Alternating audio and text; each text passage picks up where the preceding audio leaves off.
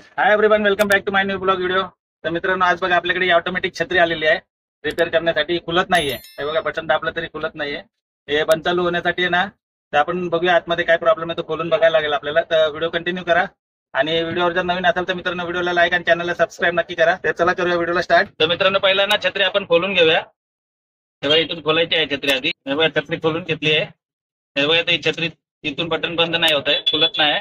हे पुढे गेलं पाहिजे आणि चालू झालं पाहिजे, पण होत नाहीये. तर त्याला बघूया खोलून घ्या छत्री. सर्वप्रथम छत्री खोलण्यासाठी याला असं धरून ठेवायचं इथे, कारण इथे सगळं मटेरियल असतं ते उडलं नाही पाहिजे. आणि नंतर हा खिळा खोलायचा आहे.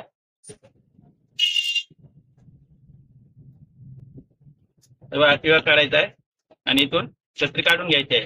आणि इथं पोट ठेवून त्याच्यात मटेरियल असतं ते व्यवस्थित काढायचं आहे. बघा, निघाली छत्री. चला आपण हँडल खोलून घेऊया, बघूया आतमध्ये काय प्रॉब्लेम आहे ते. हँडल खोलल्यावरती बघूया. बघा, इथून खोलून घेतलं हँडल आपण. तर इथे लॉक अडकलेला आहे.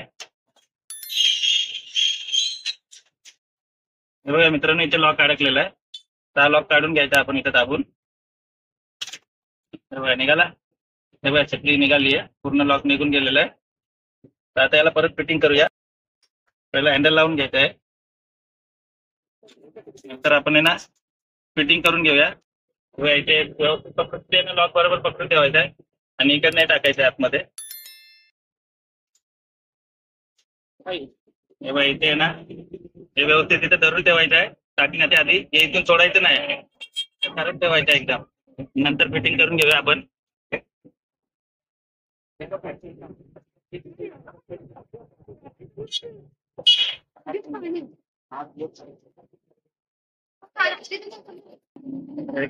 करून घेतलेलं आहे आपण. हे लावून घेतलंय. आता हँडल फिट करून घेऊया.